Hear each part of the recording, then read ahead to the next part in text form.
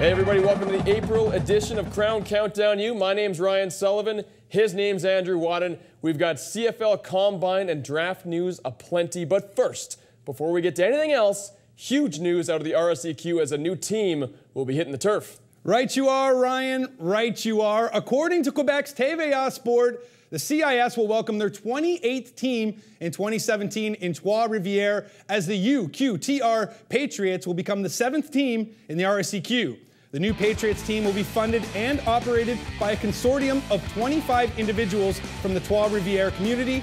It will be the first time the school has had football since 1979. The team will begin play in the expanded Stade Diablos, the current home to the region's Cégep team. Seating will be expanded from 2,000 to 6,270. The Orange and Green will hire a new head coach by the end of the year. Keeping with the RSEQ, TVA Sport has inked a TV deal with the conference that runs through to 2019. However, Radio Canada will broadcast the bowl games and the Vanier Cup this year.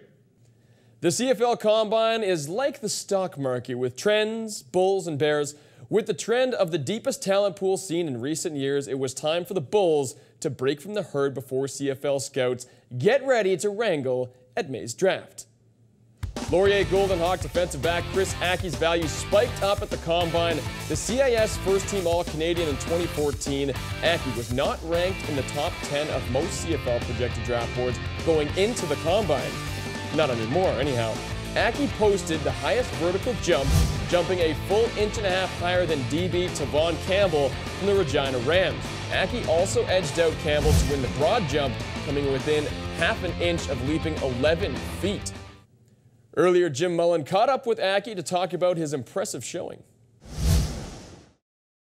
Has there been word out there of a team that you're a good fit for?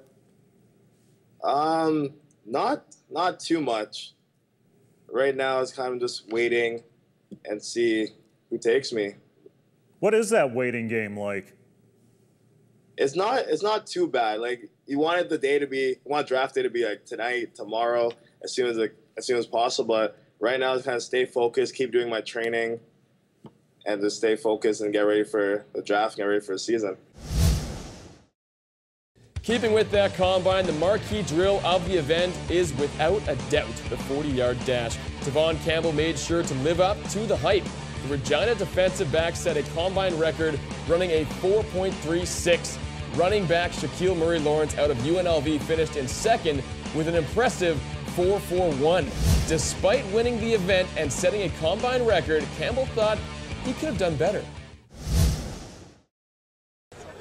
It was kind of another day at the office. I thought I could do better than a 4.35. I knew I could perform in sprints, as I do have a track background. So I thought I could really improve on the 4.35. Manitoba Bison slot back Nick Dembski took the three-cone drill. Dembski's time out of the gates was 6.91. It was tops in the event. Montreal receiver Philippe Anchil just edged out Chris Ackie, beating the Golden Hawk by just 0.03 of a second to take second place. Also flexing his way up the draft boards was Byron Archambault from the Vanier Cup champion Montreal Caravan. Archambault came into the Combine determined to break the all-time record of 47 reps set by Andrew Wadden in the bench press.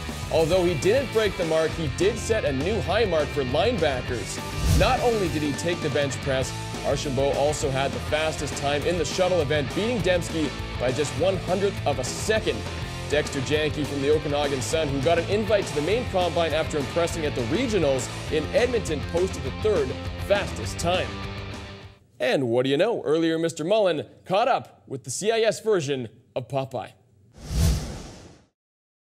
Talk to me about Coach Machocha and how he worked with the defense in this past year, and specifically how he worked with you in terms of preparing for the Combine, because here's a guy with a great professional track record, and once he puts his pro glasses on, he obviously must know what he would want to see out of a prospect. How much did that help you prepare up for this moment in this coming draft? Well, it's been more than this past year for me. As soon as I got here at the University of Montreal, he installed this pro system, this pro approach to to our whole football mentality, you know, and that's something that got me evolving from day one here at the University of Montreal. Just the way I was watching tape, the way I was correcting myself after every practice, every drill was filmed. You were always watched. If you were walking from drill to drill, you know, you'd be called out in the meeting room the next day. So you had to make sure that you were a soldier every day, and you were ready to go, you know, and ready to give your best at every play and not slack, because coaches like Danny and Noel Thorpe, they'll make sure to catch you when you're slacking, and that's when they'll make sure to correct you, and if they have to expose you, they will. And that's something that, you know, it's important in a player's career, because at the next level, that's definitely something that's going to cost you. So from day one for me, he's been a huge factor, and in this past year, he's been helping me a lot develop my techniques and making sure that I'm expand the way that I play into many different areas of my game, making sure that on the special teams, I offer great film, making sure that in multiple phases of the defensive plays that I had to make, that I could be able to cover, that I could be able to pass rush and be efficient on the run. So Danny's done great stuff with me in this past year, informing me for the interviews and this whole process, and how not to get caught up with it, and to make sure that you're staying true to yourself throughout this process. He's really been helpful for me. Back in February, we told you about the hiring of Ron Hilaire as the new head coach at McGill University. Hilaire became the 21st head coach in McGill football history. Let's go over to Jim Mullin, who spoke with Hilaire earlier. You had a front row seat for last season, 0-8, but lots of man games, lost to injury. I think on the good side is that you've got a fairly young team. How do you like the core of your team moving forward? We're still going to be young this year. We got some great returning players on both the offensive and defensive side of the ball. I think on the defensive side of the ball, it was kind of a trial by fire, throwing a lot of first-year players in there. But what I saw from our group is that we improved every single week, and we got. The AUS schedule was released in late March, with the season kicking off on Friday, September 11th, when St. Mary's visits Acadia. Interlock play takes place in Week 3, while the Loney Bowl will be played out on Saturday, November 14th. Mount Allison coach Kelly Jeffrey talks about what it takes to pull in recruits to Canada's smallest university football town. Well, when we go out recruiting, we need someone that really is going to embrace a small town atmosphere. And so, you know, I think with the more success we've had and exposure that we've had nationally, it's been a little bit easier to find them. It really wasn't always that easy to locate those guys. But as we're discovering, there's a wealth of guys who want a small school experience, and it's probably more than everybody realizes. And so when we go out recruiting, we need someone who wants to get a degree, wants to really focus and develop on football. And we tell them straight up from the beginning, you know, there's school, number one, there's football, number two. There's no number three, and if you're interested in number three, then you need to go somewhere else. And so that they're very aware of what they're getting into. And you know, the byproduct is we get guys who want to be here, who want a degree, and are going to focus on school and football, really with 100% commitment for the short time that they're here. No time to waste, Andrew. When we come back, our three experts check in with the roundtable to go over this year's CFL Draft. Blue 42, sit, hey! The first drill we teach in our tackling teaching progression is the pre-contact position. This is the position we want our athletes in that fraction of a second before contact. We teach it in a three-step process. The first step is to get our players in an athletic stance. Feet should be staggered at approximately a toe-to-heel relationship. The next step is sinking the hips. We want to squeeze the shoulder blades as well and get the chest up and the chin out. The hips should be cocked back and loaded with a concave arch in the low back. The torso angle should be at approximately 45 degrees. The third step is holstering the hands. Let's get the hands to our holsters, elbows high and tight. Again, lead with the chin and the chest. Those are the three steps to our pre-contact position.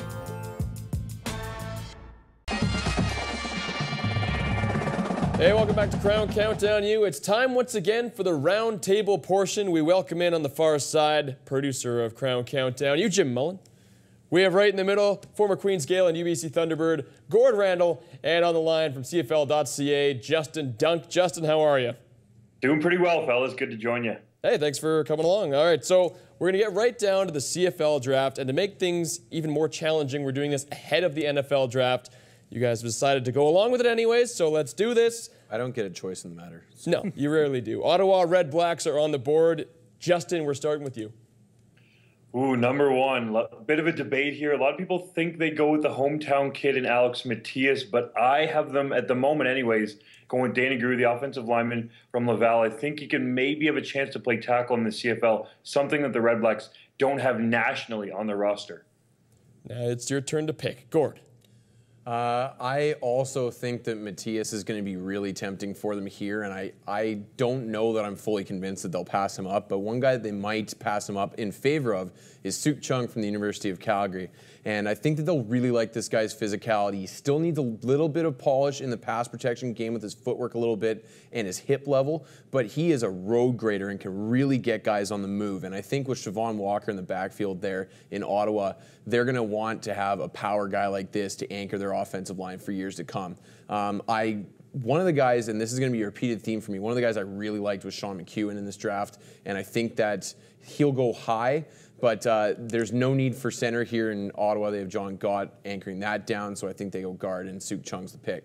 I think they go with Alex Matias. I'll take the hometown guy. Here's a guy that had problems with discipline back around spring camp in 2013, was suspended from the team, and all he does is come back and play every game for UConn starting in that role, and the only player to do it for 2 years straight. Talk about an attitude adjustment. This guy brings the right attitude now. All right, up next we have the Winnipeg Blue Bombers. They made some nice moves in the offseason to progress their defense. Will they continue to do so in the draft? And I think they will do it with Sean McEwen, the Calgary Dino. I think they'll pick him. You know, when I was talking with the Calgary Dinos coaching staff last year, we do a media pick for the best pro prospect in the Canada West. They said hands down Sean McEwen is that guy.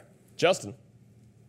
I'm going with Suk Chung here. I went Danny Grew first overall. Obviously, I think Winnipeg is still looking to build on that offensive line, as Jim alluded to with the McEwen pick, but I'll go the other Dino offensive lineman in Suk Chung. Mr. Gord.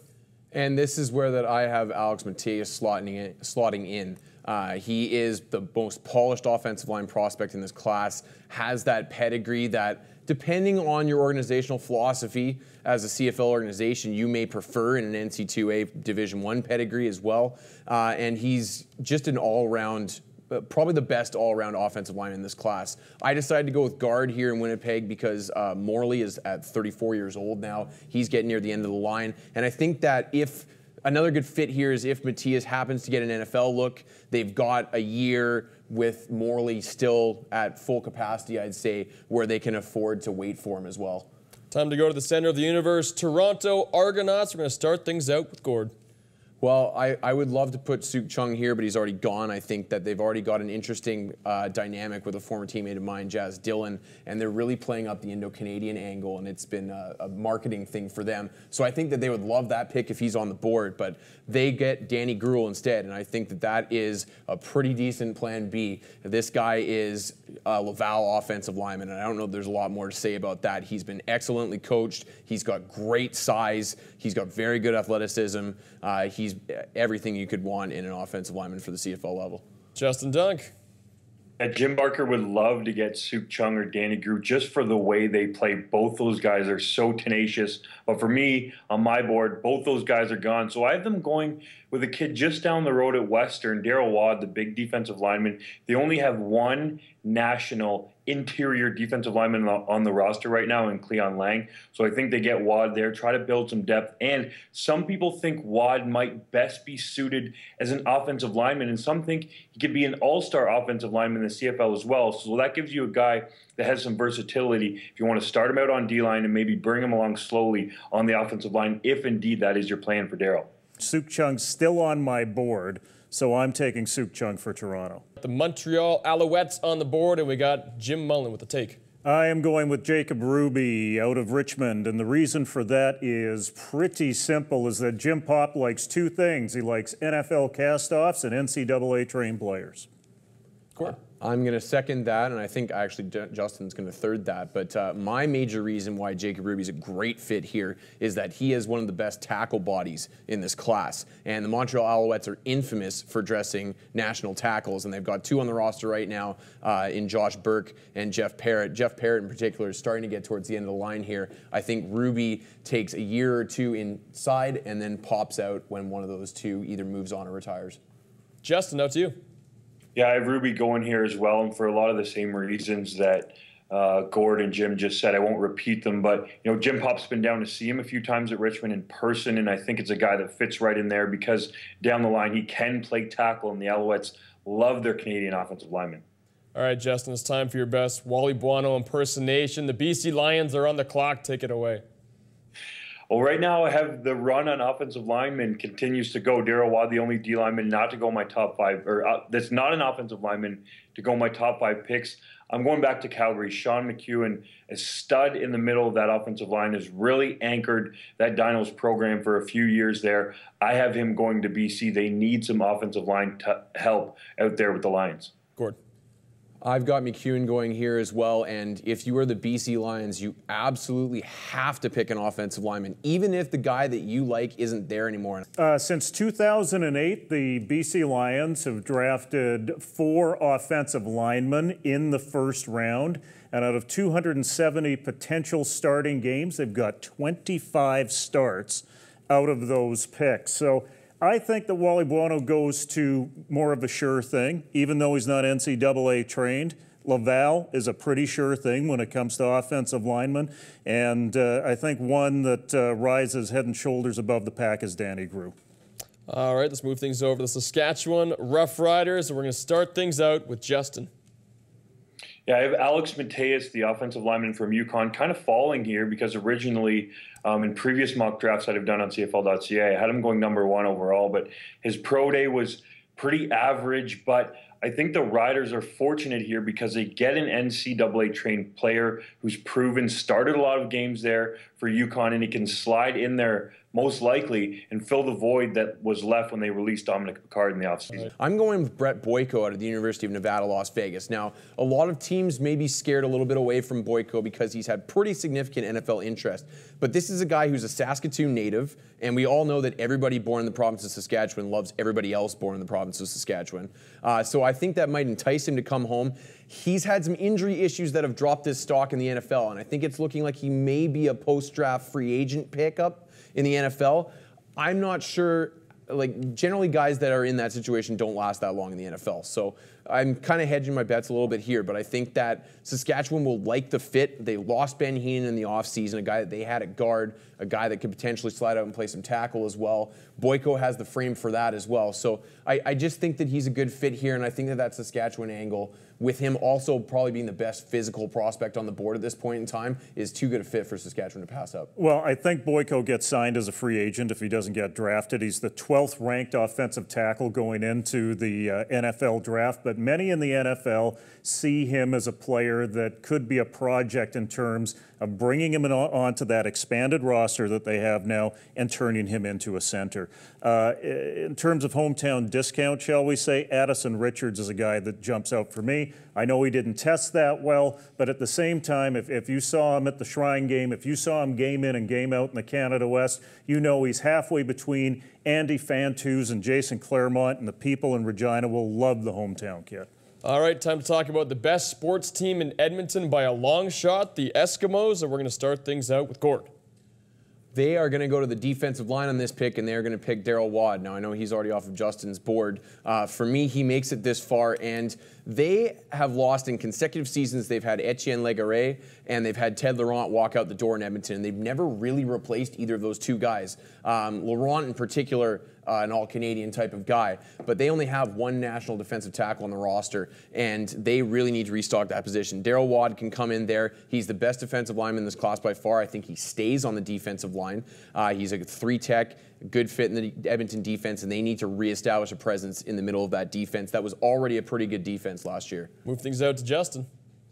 Now, on my board, if Edmonton was able to get this player that I'm going to say, I think they'd be ecstatic. Chris Ackie, the linebacker / defensive back out of Laurier, had a remarkable combine performance. And I think Chris Jones, being the defensive-minded head coach like he is, would love to get a guy on this defense, especially with, you look at what they did in the offseason. Chris Ackie is now in BC, so they lost a national defensive back there. And I think Chris Ackie can come in right away, play on special teams for you, and be a strong contributor as a national, and then develop into whatever you want him to be. Some teams see him as a weak side linebacker. Some teams see him as a safety and could play maybe in spots in other parts of the secondary. So I think the Eskimos, Ed Hervey and Chris Jones, would be ecstatic if Chris Ackie lasted this long.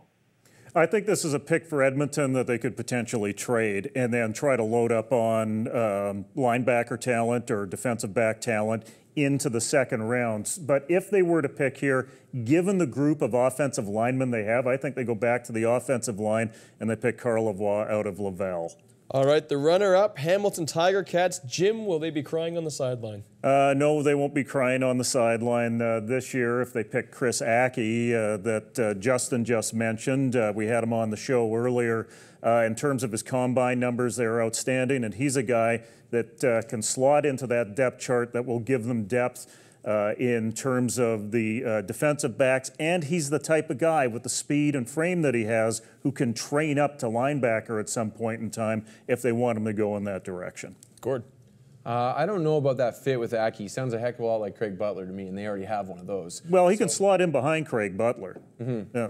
Well, I think in first round you're looking for potential starter, and one guy that I think might be an interesting fit here in Hamilton is Byron Archambault. Now, Archambault, another combine star, and a guy that we got to know really well last year as the Caravan made a run to the Vanier Cup, and he led that defense. He's a guy that could potentially platoon with Frederick Plessius, who's already there, another excellent national linebacker, and potentially create a ratio-busting situation for the Hamilton Tiger Cats. I think that would make them the only team to start a national linebacker this year and could potentially be a big weapon for him. But Byron Archambault can be a guy that can come down, put his hand in the dirt potentially on passing downs, and can be a stand-up guy on early downs as well. I think they like the versatility there, and I think they like the fact that they can pair him with a guy that they are already very high on and try and get a bit of a ratio mover on the field there. Mr. Dunk. Wow, Hamilton, they get fortunate here as well because Brett Boyko slides to them. Now, the panel has already alluded to his NFL interest.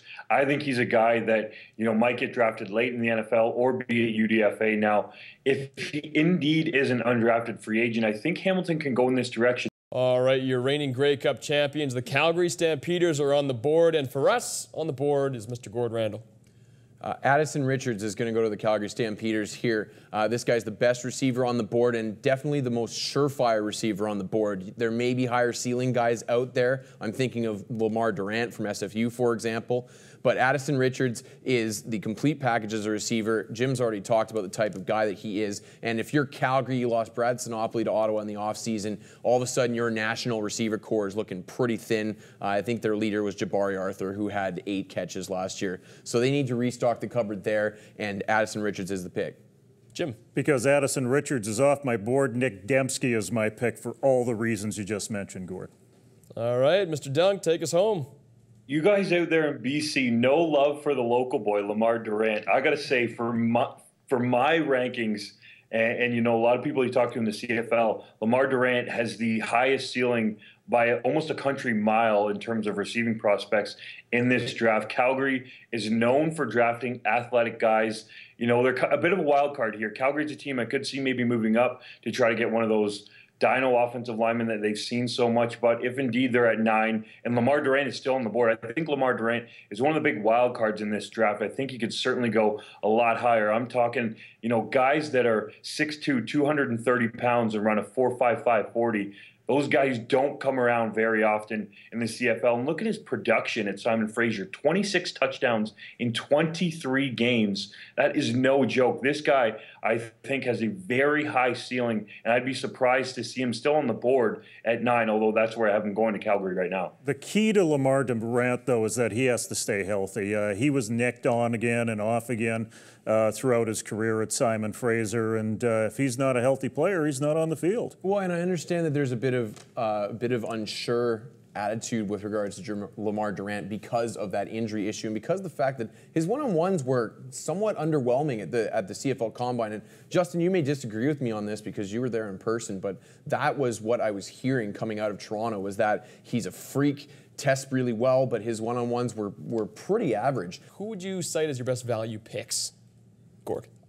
One guy that stands out for me, Jake Hardy from the University of Calgary. This guy's a big physical receiver, well coached at the University of Calgary, and showed very well at the Combine as well. And I think that he's flying a little bit under the radar because there are some sexier names out there, like Richards, the guy that went down to the States in the Shrine game. My guy would be Tavon Campbell, and the reason for that is not only because of the guy's speed, but because of the change in rules when it comes to contact on receivers. If you've got a speed guy who has proven himself over the last few years to not be that physical, to not engage receivers as much as you would like, the change in rules might be something that benefits him a whole lot.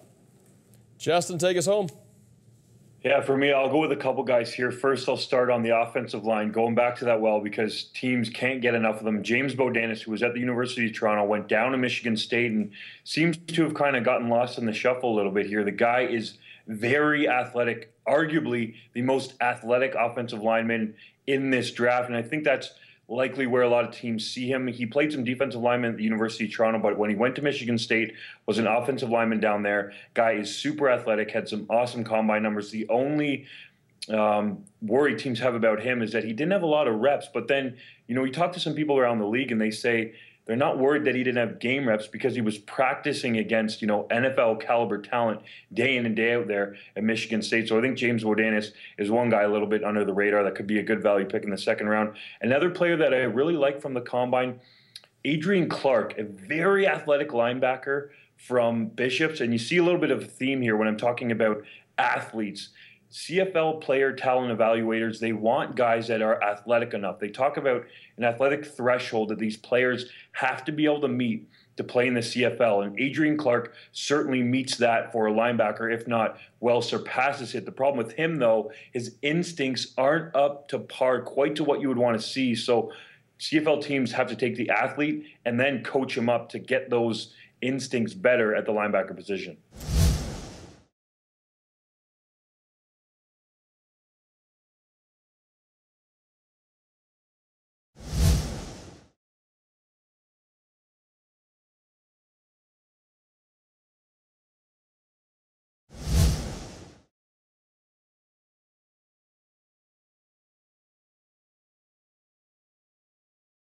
All right, there you go. From all of us here at Krown Countdown U, thank you so much for joining us. For our guests, for our crew as well, thank you so much. And we will see you guys in a month.